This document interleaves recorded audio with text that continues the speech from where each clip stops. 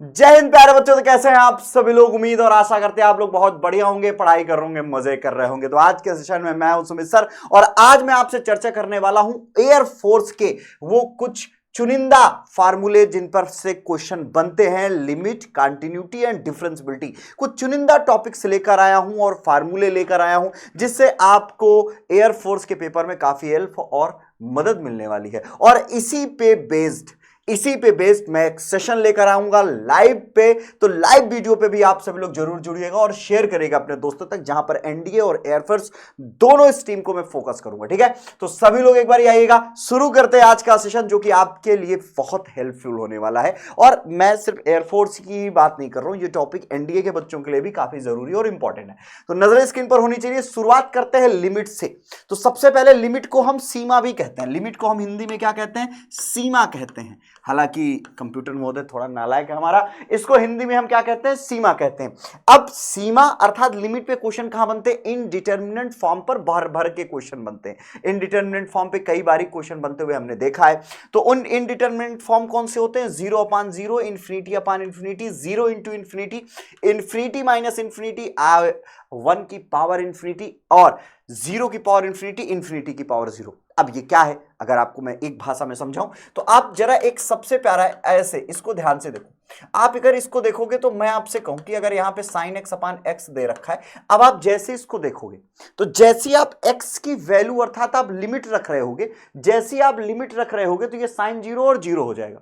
तो ये कैसा बन गया? 0/0। जैसी आप लिमिट रख रहे थे तो ये 0/0 का फॉर्म बन गया। अब जब ये 0/0 का फॉर्म बन गया तो इस पर कौन काम देगा? L hospital rule. L hospital rule क्या कहता है? एल हॉस्पिटल रूल कहता है, एल हॉस्पिटल रूल सबसे इंपॉर्टेंट शॉर्टकट है इसका। ये कहता है अगर लिमिट 0/0 या इन्फिनिटी अपॉन इन्फिनिटी की फॉर्म में है तो न्यूमरेटर और डिनोमिनेटर को अलग अलग डेरिवेटिव तब तक ले जाएं जब तक इनडिटरमिनेट फॉर्म खत्म ना हो जाए। अब जैसे ये limit x tending to a f x upon g x है तो हमें क्या करना है? Limit x tending to a ऊपर वाले को डिफरेंशिएट करना है, नीचे वाले को डिफरेंशिएट करना है, मतलब इसका अवकलन निकालना है। जैसे मैंने इसको क्या किया, यहां पे मैंने लिमिट x टेंडिंग टू 0 रख दी। अब मैंने इसको डिफरेंशिएट किया d upon D x of sine x को ऊपर और d upon D x of x को नीचे।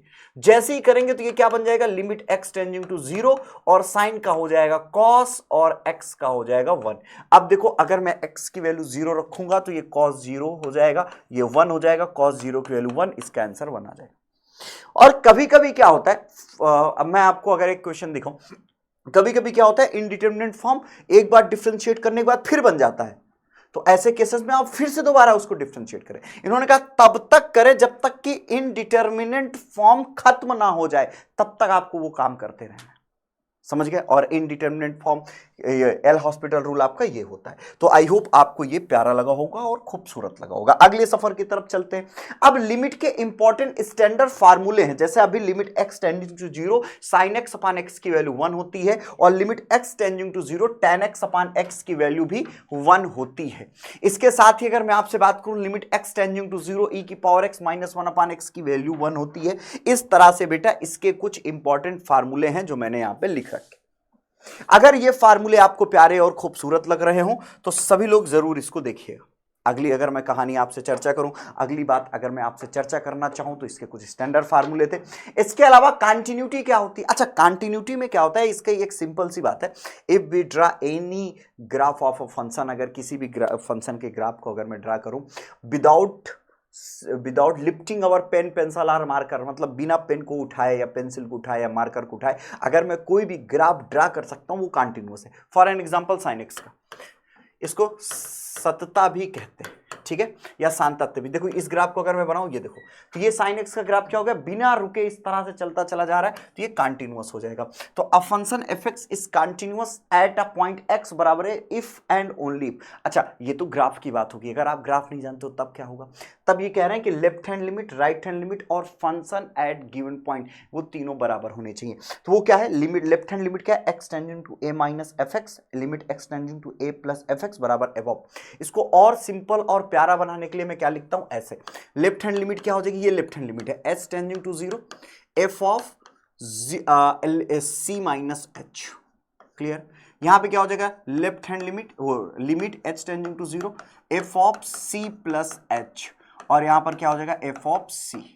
तो ये एक बेहतर तरीका है लिखने और दिखाने का, एक ये भी तरीका है। क्लियर है? तो बेटा लेफ्ट हैंड जब लिमिट की चर्चा होती है तो ये जानकारी आपके पास होनी बहुत जरूरी है, इसके बारे में इंफॉर्मेशन होना बहुत जरूरी है। इसके आगे मैं आपसे बात करूं, इसके आगे लिमिट अर्थात सीमा पे अभी अभी मैंने चर्चा किया है, सेम स्लाइड है, आगे चलो। तो अब ये कह रहा है continuity tricks for x group के लिए सारे पॉलिनोमियल फंक्शन, पॉलिनोमियल फंक्शन किसको कहते हैं, बहुपद को।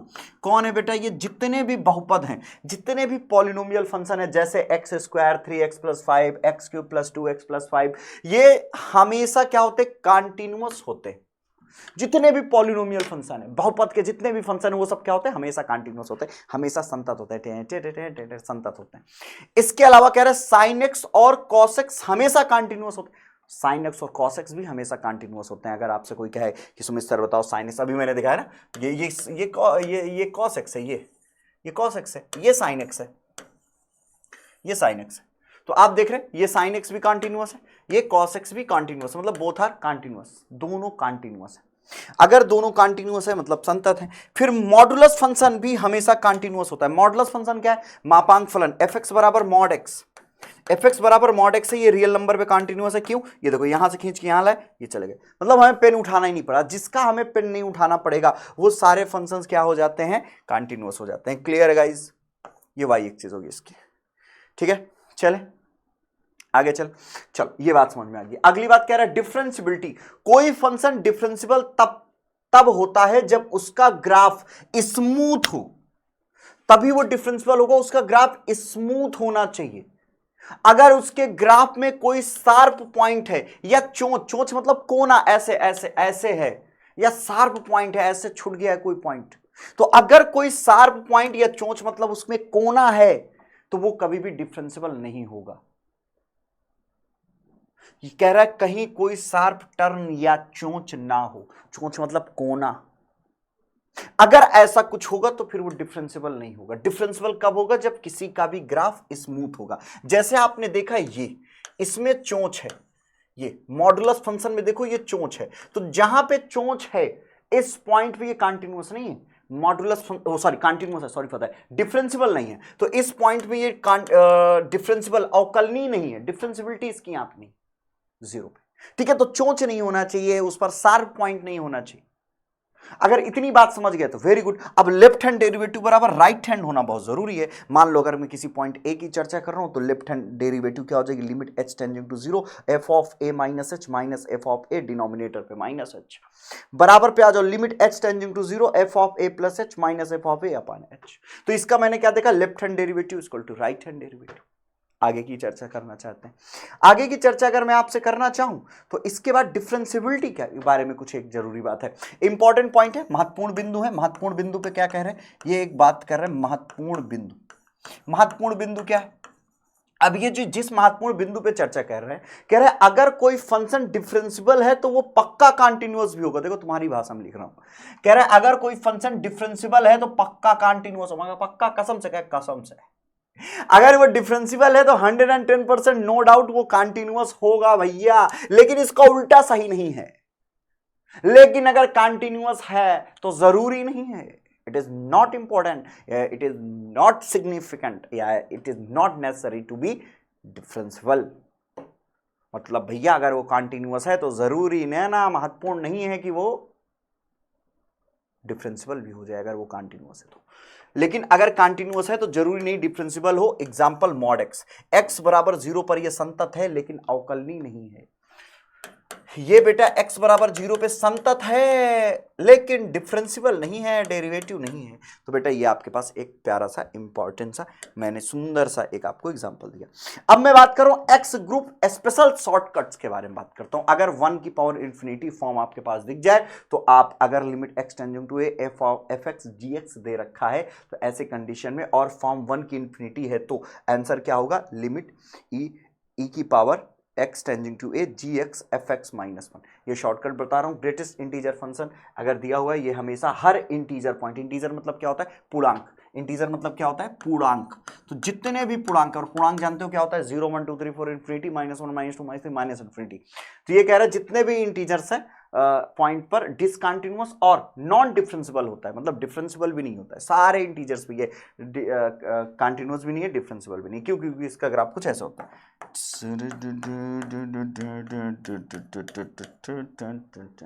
ठीक है, आगे चलते हैं। कह रहा है कि एक्सपेंशन सीरीज के बारे में कुछ बेसिक सीरीज याद रखें, जैसे साइन एक्स की, कॉस एक्स की, ई की पावर एक्स की, कुछ बेसिक याद कर रहे हैं। अगली जो लाइव क्लास लेकर आऊंगा उसमें बाकी और भी सारी सीरीज के बारे में चर्चा कर लूंगा। तो साइन एक्स बराबर एक्स माइनस एक्स क्यूब अपन 3 फैक्टोरियल प्लस एक्स की पावर 5 अपन 5 फैक्टोरियल, कॉस एक्स बराबर 1 minus x square upon 2 factorial plus x की पावर 4 अपन 4 फैक्टोरियल, ई की power x 1 plus x square upon 2 factorial plus x cube अपन 3 factorial dot dot dot. ये कुछ series है। जब मैं इस पर लाइव क्लास लेकर आऊंगा तो इस पर बहुत सारे क्वेश्चंस करेंगे, इस पर बहुत सारे इंपॉर्टेंट और फार्मूले जो छूट गए उस पर चर्चा करेंगे। और दूसरी और 2-3-4 बातें मेरी बहुत ध्यान से सुन लो। उन 2-4-5 बातों में अगर मैं आपसे चर्चा करूं, मेरी कौन सी जरूरी और इंपॉर्टेंट बात आपको सुननी है, तो गाइस प्लीज ध्यान से सुनना।